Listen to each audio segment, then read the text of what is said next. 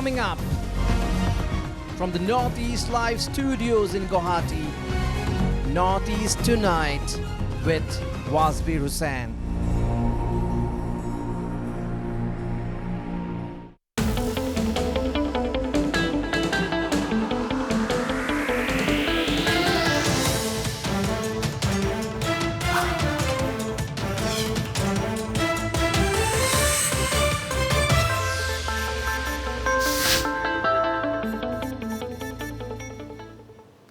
Hello and welcome to Northeast Tonight, the show that decodes the region. Tonight, we are going to discuss the road ahead to possible peace in Manipur, rocked by ethnic violence for more than a month now. I have got a very eminent panel with me. In fact, they are some of the finest thinkers from the state of Manipur. But viewers and my esteemed panelists, let us first agree to disagree, because both sides have strong points of view and I am no judge to decide which view to go with. The only reason I have decided to do this show tonight is to see that ways and means are found to secure peace in the beautiful state of Manipur. After all, grievances and demands needs to be on one side, and the means to achieve the demands or get the grievances addressed should be on the other side. One is sure that the right-thinking people of Manipur, whether in the valley or the hills, do not want any more killings, as more than 100 people have already died, more than 40,000 displaced, and normal life, including education of children, have been totally disrupted. Several questions arise. Can the state government alone restore peace in Manipur? Is removing the trust deficit among the Kukis and Meiteis the biggest challenge today? Does the government have a plan for rehabilitation of the displaced people? What could be the solution to the Meiteis' demand for inclusion in the scheduled tribe list and the Kukis' demand for a separate administration? Who should initiate the process of dialogue between the two sides, the state or the civil society? These are important questions that everybody would like to have answers to. To discuss the very sensitive situation, I have with me Professor 𝗘𝗓𝗏𝗂𝗓, Director, Center for Advanced Studies at the Jawaharlal Nehru University, joining me from New Delhi.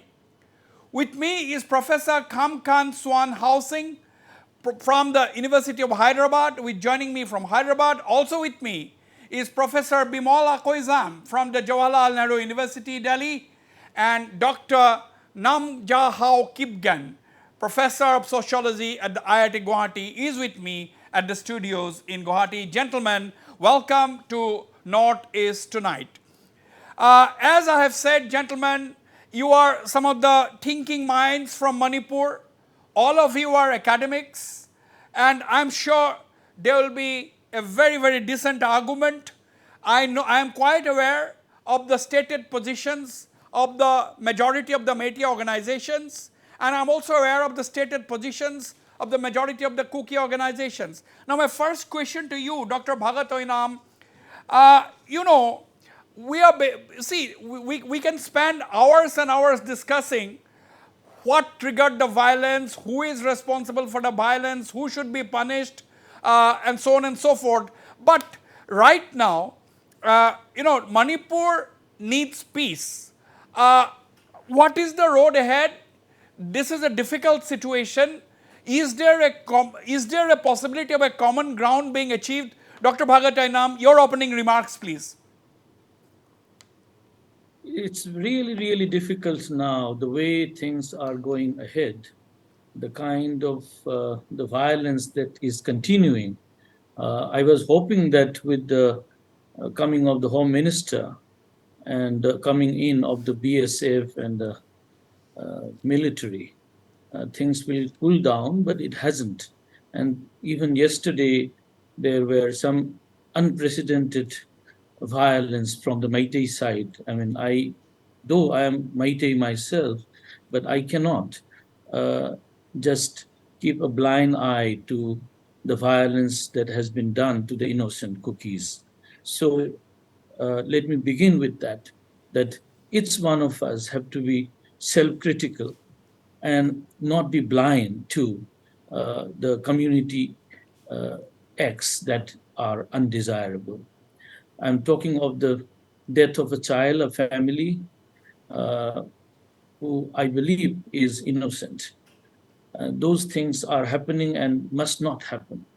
But what is more important, as you said, Wasbir, about the road ahead, I am still surprised the way the Home Minister comes and reduce everything else into ethnic tension and almost like an irreparable ethnic relationship that you cannot reconcile people, the cookies and the Métis, and by driving this narrative further and further, the only conclusion that will come is that they have to be separated in terms of administrative mechanism. So I believe that this narrative of irreparable ethnic conflict and violence is also a constructed one, because the way you drive a kind of solution, that solution will be driven by the entire narrative that is being built up. So I still, in spite of the violence and my disapproving of certain kinds of violence, I would still resist from going with this, what you call contradiction between the cookies and Métis, almost as irreparable. You know it better than me that if you look at the last 20 years, violence has happened across Métis and Meitei Pangals, right? Manipuri Muslims and Meitei, that has happened. Nagas and cookies, that has happened. Yes. Even among the conglomeration of cookies, Mars and the Thados, then the cookies and the Dimashas, and several others within this has been happening. I am not trying to normalize this conflict, but I am only submitting to you and also to my fellow panelists, that violence often on has been part of the history of Manipur. But having said that, we also have come back to the normalcy and have stayed together. We have to somewhere believe that the better way lies in living together. Okay. And not in segregation. Okay. If you accept this, yeah. If you accept this, let me just finish this point. If you accept this point rather than the other narrative, then perhaps the option will be different. Absolutely, absolutely. The moot point which Dr. 𝗏𝗏𝗧 has made is that, he has condemned violence. All right-thinking people will condemn violence, particularly attack on innocent people, whether they're cookies, whether they're Métis. Now, the operative part of what Dr. 𝗏𝗏𝗧 says that it is better to live together rather than, dismembering Manipur and talking about separate place for the cookies or, for that matter, others to live in. Now, let me go to you, Professor 𝗂𝗏𝗂𝗧 Professor Swan,